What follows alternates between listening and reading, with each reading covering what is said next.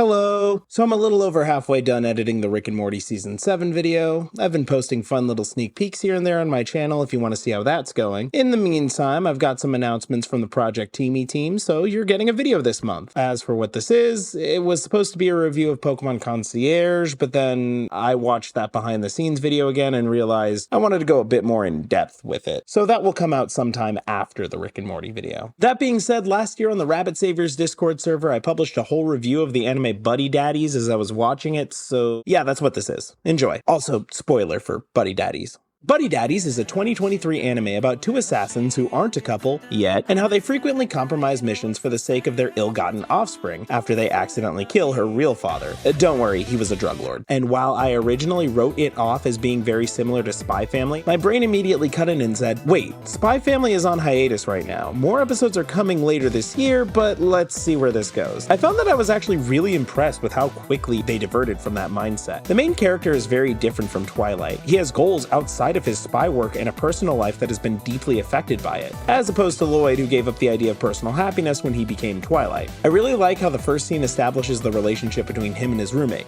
and the gimmick that the show is based on. It does a really good job of showing you what you're going to get into as well. It's a high-speed chase that tells you everything you need to know about our main cast and what they do. Also the nonsense they get up to on their own time. Kazuki Kurusu and Rei Suwa are two assassins who work really well together because Rei is a cold, heartless killer and Kazuki is really effective at disguising himself to get behind enemy lines. Kazuki also gets really into what he does, making each of their would-be serious assassination missions play out like an episode of Looney Tunes. Wisecracking and slapstick antics also included. We open amidst an illicit trade deal as a smuggler is trying to pass off some fake jewelry as the real thing. Kazuki gives the order and Rei gives chase. The smugglers are led into a trap as it was secretly Kazuki who was driving the getaway vehicle. They begin the interrogation, Kazuki doing all of the talking while Rei quietly holds the man hostage. That is until they're interrupted when their daughter's teacher calls about her having a fever. This causes a fight between the two assassins. The man they're interrogating gets confused before they just cap him. On top of being a high-intensity chase scene, it works to show how Kazuki and Rei function as assassins and as roommates. Kazuki is a lot more of an unconventional merc. As mentioned earlier, he gets really into his assassin work and creating disguises, creating elaborate schemes that often involve him donning some costume, but he's also one to take more enjoyment from something like playing a character or pressing someone for information. One thing that is very apparent about Kazuki later on is that he's way more socially conscious than his partner. The next scene actually shows his reasonable side. It's a flashback, Kazuki getting on Rei's case about keeping the house they share clean and also for keeping a pet, saying that any living thing that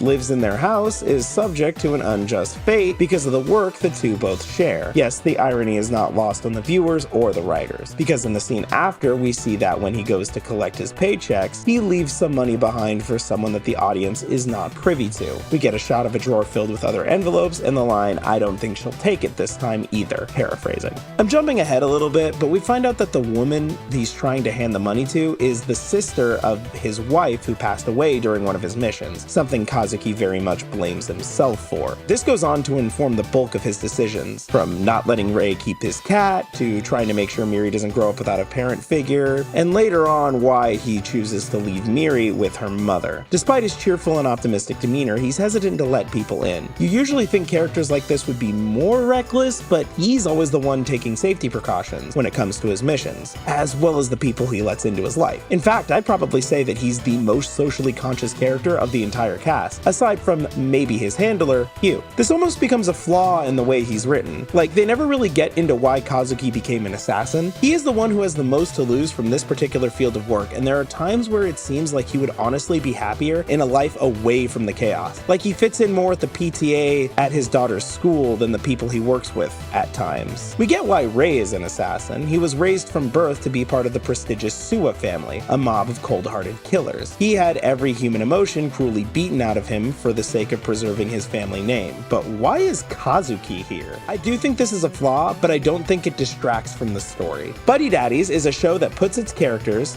and their relationships, both with those around them and their work, front and center. So you see the whole spectrum. Them getting mad at each other for compromising missions or failing to carry out their parental duties. You see moments where they help each other grow, change, and overcome personal hardships in their own lives, such as Rei pondering his future or Kazuki learning to let go of the blame for Yuzuko's passing. A huge part of Rei's storyline is that he's known to never smile, as Asua is trained not to show emotion. This one frame of him smiling at Miri's sports festival after a big character-defining episode encapsulates his entire journey, being trained as an assassin, meeting Kazuki, discovering that there is a future where he can find happiness and purpose in the little family he's created. All without saying a single word. The effect that these characters have on each other, as well as how they reach defining points in their lives, is a huge part of what this show is, and it manages to cram so much of it in its 12-episode runtime. Actually, the first episode is pure genius. They have to infiltrate a Christmas party to bring down a drug lord who happens to be in attendance. So Kazuki goes undercover as Santa Claus to deliver a cake, but gets intercepted by Miri, the daughter of the drug lord in question, who is also in attendance looking for her father. The mission goes awry, and Miri gets taken hostage by the drug lord and used as a bargaining chip when bullets start flying. So Kazuki decides then and there, screw it, I'm your papa now. And the scene ends with bullets flying through the air as the two hug. The show is so wholesome and so chaotic at the same time. Oh my gosh. If that didn't sell you, did I mention it has what's probably the greatest frame in all of anime? This man is holding a child in one arm and a trained killer in the other, all the while trying to avoid gunfire and making airplane noises the entire time. Meanwhile, Rei is still locked and loaded on his target, stone-faced and locked in on this man. If you want to go and watch the show right now, I don't blame you. Just pause it right here and I'll see you when you're done. Be sure to play the demo of Project Timi on Steam. Anyway, those who understand the premise of the show will have a sinking feeling throughout because you're always waiting for the other shoe to drop. This show is very quick to remind you that things could go south for the duo at a moment's notice, and that their time with Miri is limited. Episode 10 and 11 have us covered in that department. After getting their life together, Miri's mother decides she wants to be a part of her life again. Knowing that it's probably best for Miri not to be a part of their crazy lives, Rei and Kazuki share one last spectacular night with her before saying their goodbyes. However, life with her mother doesn't go swimmingly, as she unknowingly becomes the target of the Suwa family. By the time Kazuki gets there to save her, it's too late. Miri makes it out alive, but her mother isn't so lucky. The mission becomes clear from there. Wipe out Rei's father, the leader of the Suwa clan. This is actually where my one real flaw takes place. Episode 12 was pretty good, tied up the rest of the story, and we even got to see future versions of the characters where they're running a diner and Miri is in high school. My only complaints is that they left the Suwa plotline open-ended. Since the conclusion seems final, I don't know why they decided to have Rei not kill his father, and state that even if he did, the Suwa family would come for them. Like, it nails the message that family is more about the connections rather than blood, but they're stating that it's something that would be trouble in their later lives if they didn't take care of it. I get that realistically it wouldn't be that simple as killing one guy, but it's just an odd thing to stress about when your story is about to come to an end. The final shot of your show is the characters living happily while working at a diner. Still a fantastic show. 9 out of 10 if I really want to be critical, but I highly recommend it. So this video is started as a bunch of loose thoughts on the Rabbit Saviors Discord server. It's an indie magical girl animation project that I've been helping out with for about 3 years now. If you'd like to join in on some fun discussions as well as see what I've been working on over there, I've left a link in the description. The director of that project, Ryder also made this Call of Duty animation. It features the voice of Jim Boeven, who's played Koenig in the recent Modern Warfare trilogy of games. I'm also in it as well. It was so cool getting to help them out with this amazing video. We had a lot of fun putting it together, and I assure you you're going to love it. Link also in the description. And now, a special message from Ephemeral Cube. Welcome to the town of Lucity, where good dreams are made. Unfortunately, things haven't been that way for a while, as a mischievous cat by the name of Sasha has begun replacing those good dreams with nightmares. Help Timi and Mr. Moon restore the pleasant dreams of Lucity and put a stop to Sasha's evil plans in Project Timi, Sasha's Curse. Project Timi, Sasha's Curse is like if you took Captain Toad and gave it a musical twist. The levels, enemies, and obstacles all move to the rhythm of the beat, so keep your ears sharp and be ready to jam out as you plan out where you place your traps. The story is written by me.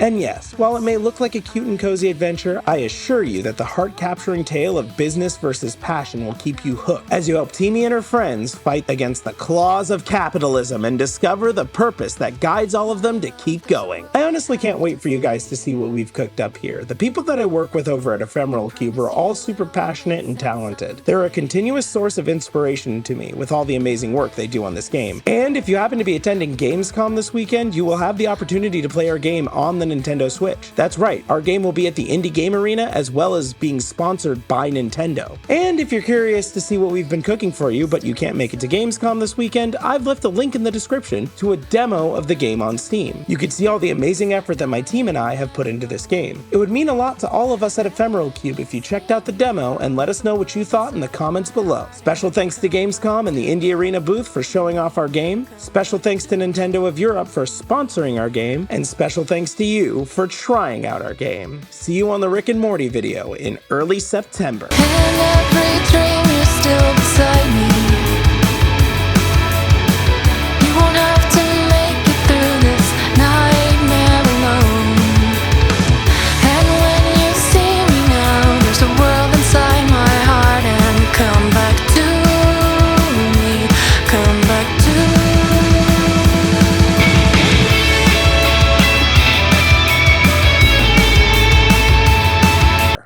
By the way, if you like the song that I used in the Project Timi promotion, you can download it. It's called Come Back to Me by Max Duggan and Larissa Okada. Link in description.